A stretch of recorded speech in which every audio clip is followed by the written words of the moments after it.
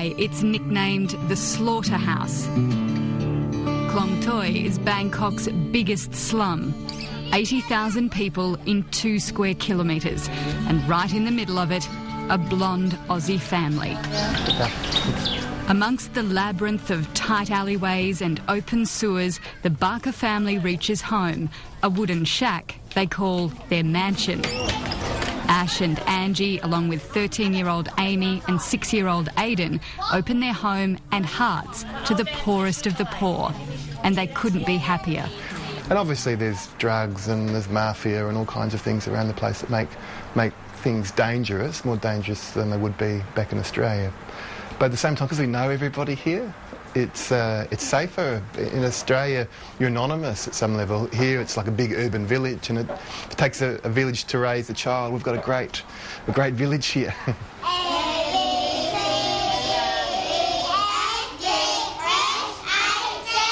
8 years ago, they decided to swap life in suburban Melbourne for the slums of Thailand. It started with this preschool, funded by donations from Australians back home. 60 children, some orphaned by AIDS, others abandoned, abused or uncared for, get the chance at an education and hopefully a way out of poverty. We want to be preventative, so that's why we work with young children and education and more of the structural kind of change. But we're also committed to helping those who are already at the bottom of the cliff, so to speak. So the homeless, the drug addicted, and obviously people in slums is a melting pot of all of those things. Soon the Barkers realised adults in the slum needed jobs. Angie helped local women set up a handicraft business. The women make jewellery like this at home, and then they bring it in here and they sign in a book and they're paid per piece. So we work on double the minimum wage. We're trying to be a true alternative to prostitution and selling drugs. It now employs 60 women around the slum. For most, it's a rare opportunity to earn an honest wage and feed their families. The jewellery is sold by volunteers in Australia and around the world. It's low cost but looks great, and a few Australian dollars make a big difference here. The profits have also been used to create other jobs, including coffee carts, a catering business and a Thai cooking school for tourists.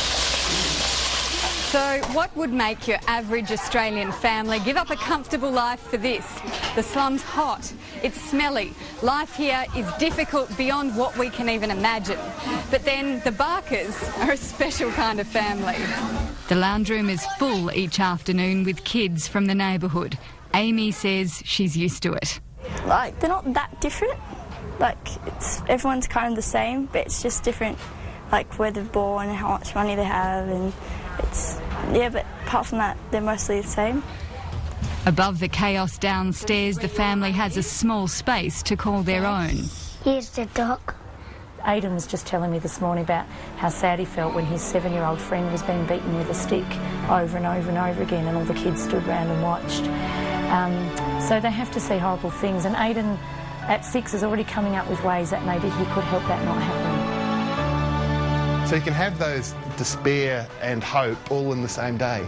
In fact, most days you feel overwhelmed, and most days you feel like, wow, there's something good is going on here as well.